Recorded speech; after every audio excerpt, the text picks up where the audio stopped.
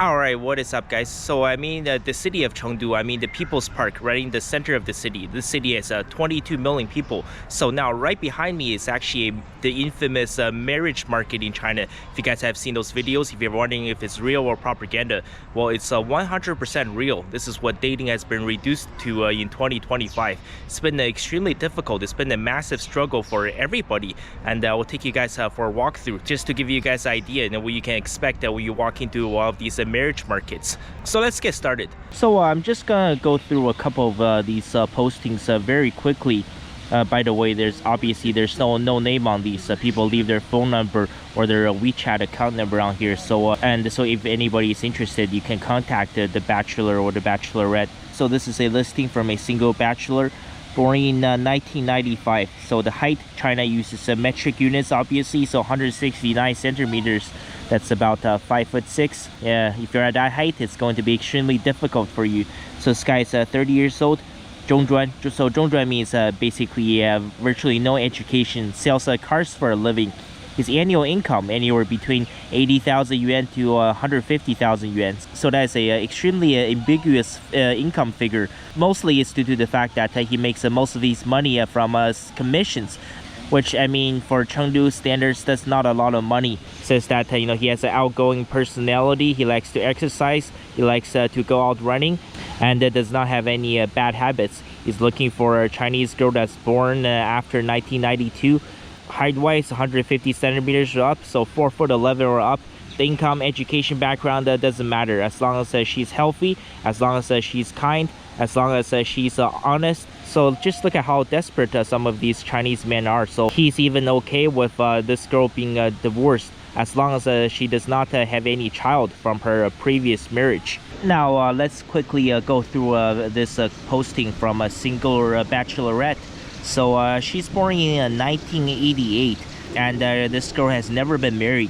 37 years old, never been married. So that is a dictionary definition of a leftover woman. 168 centimeters, so about 5'6". It's a pretty solid height for a Chinese girl. She mentions that she's the only child in her family. She has a 4 years university degree. She has a white-collar job. She's saying that she has good moral standings, good contents of character, does not have any bad habits, and both her parents are retired. And she's looking for a Chinese guy that's born between the years of 1984 to 1990.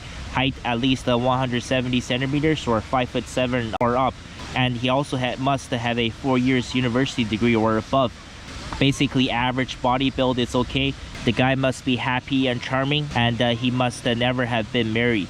Okay, so I have just gone through a couple of examples, but I want you guys to, just take all of this with a grain of salt. A lot of these postings, they're BS, especially from the female side. Some of these women, they might be posting, they might be saying that, oh, it's okay if a man doesn't make a lot of money, if he doesn't have a car, if he doesn't have a house, if he doesn't want to pay the dowry, if he can't provide the dream wedding, I'll still marry him. So the reason why some of these requirements, some of these Chinese women are quite low is because obviously they want to attract the attention from a single Chinese man so that they can contact them. But let's say if they actually start dating, and they say if the relationship gets to a point where it starts to become serious, and she's getting to the point where she's considering getting married, then I would say maybe yes, there's a certain percentage of Chinese women that is 100% delusional. Perhaps 20%, could be 25 or 30%. They're saying that, oh, I want these guys who are 6 feet, 6 figures, 6 packs, 6 inches. Although, yeah, if you're looking for a Chinese guy that's 6 inches, you're going to be really struggling. But I would say the majority of Chinese women, they're still not like that. If a guy really has a great personality, he has amazing charisma, or Gen Z refers to charisma as just a riz nowadays, right? And if he has a really good moral standings and content of character, then that Chinese girl is willing to marry a guy under one condition. Maybe he doesn't have to be extremely good looking, he doesn't have to be extremely tall, he doesn't have to have a lot of money, but he must have a house. So what I'm saying is that if you're just an average Chinese guy who doesn't make a lot of money, who isn't particularly tall or good looking, as long as you have a house. So in China, typically a woman's looking for a minimum 3-bedroom apartment. She's looking for typically minimum 100 square meters, or in imperial units, that's 1,076 square feet. So if you can provide a Chinese woman with this, then yes, that Chinese bachelor, he will be able to marry a Chinese girl. I would say, on the attractiveness scale, that is at least 5.1 out of 10. Yeah, women are very, very weird about the housing requirement. And if you're wondering whose idea was this to post all of these in a public park in the middle of the cities, right? So to list all of these postings with all these requirements. So most of these postings aren't actually from these single Chinese bachelors or these single Chinese women themselves.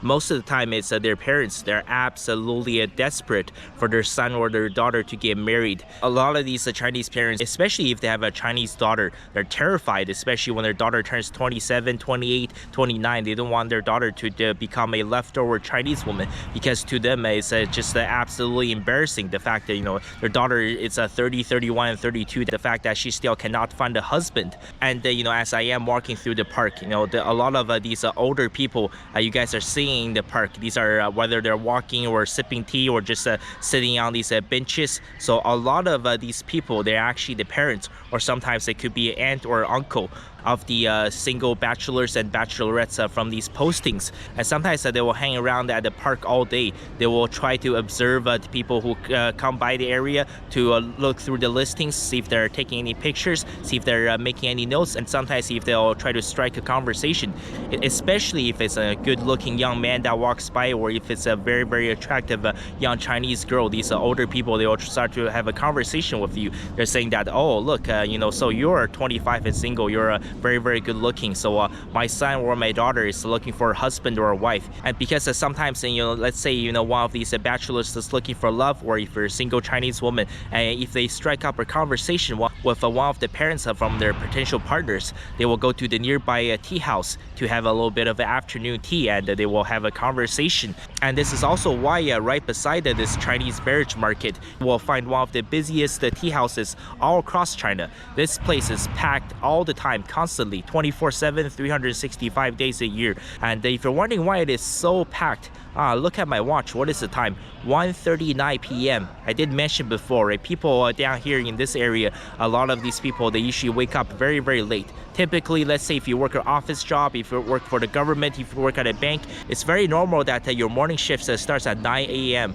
It's extremely, extremely rare to see people wake up early, even on their working days. And if it's during their day off, it's very normal for these Chinese people to be waking up at, let's say, at 12 p.m., right around noon. And sometimes they will have their breakfast at 12:30. And if it's an off day, if it's leisure time, let's say if they want to play some chess, if they want to play some mahjong, or they want to play some poker, right?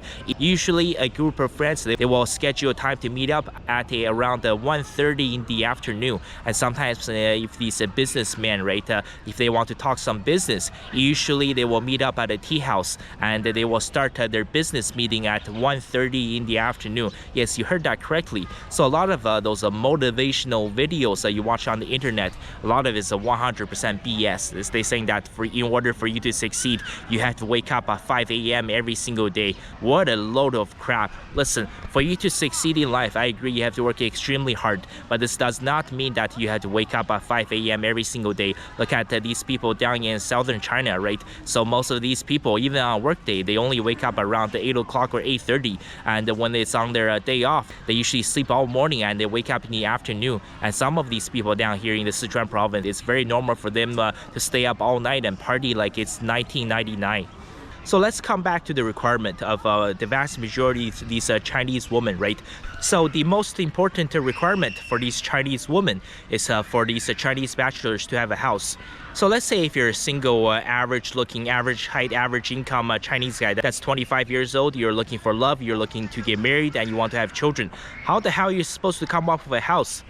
See, this is why it is so important to grow up in a functional two-parent nuclear household. Usually what happens, right, the Chinese parents who are really, really dedicated to their family, who are really, really dedicated to their work. The vast majority of the time, let's say if their son is 25, he really wants to get married, they will simply let their son inherit their house, and they will simply rent an apartment somewhere else in the city, so this way that their son can finally get married. And this is a massive problem, especially in 2025, right? In the 21st century, the divorce rate in China is so high, it's about 50%.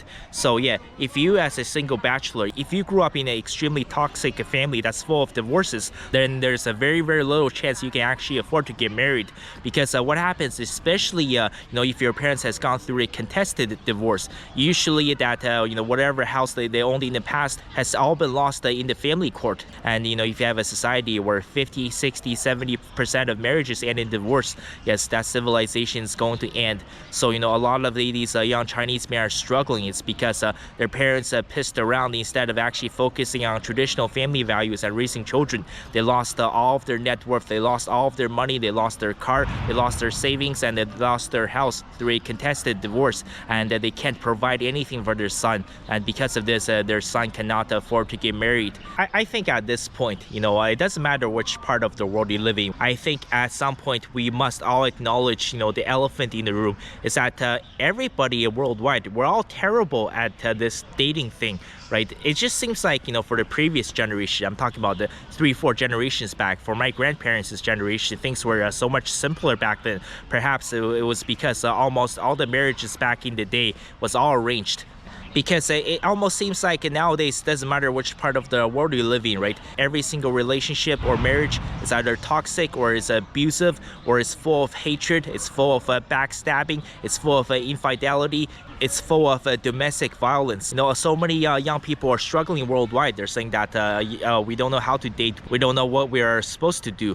So perhaps the Chinese parents 50, 60, 70 years ago, perhaps they were right with this arranged marriage thing. And we're living in 2025, right? We have all the freedom in the world, right? You can choose to marry or date anybody that you want to. And look at all of the chaos this has caused. And if you guys want to ask me, do I think there's going to be a solution for this? I honestly don't think there's a solution to this. I think everything is going to be so much worse for the future generation. And let's say, if you're one of the lucky ones, if you're in a happy, committed relationship, and if you're wondering, should you actually get married or have children? I think being a think it's going to be okay. What is think, right? Dual income, no children. And eventually that is going to be the reality for the vast majority of humanity. Perhaps, we're all going to be alone in this world. That's where the world is headed for. Thank you guys so much for watching and staying all the way until the end. I will come back to this topic. Everybody knows that I'm breaking down. Everybody knows I ain't faking now. Everybody knows my heart's faking now.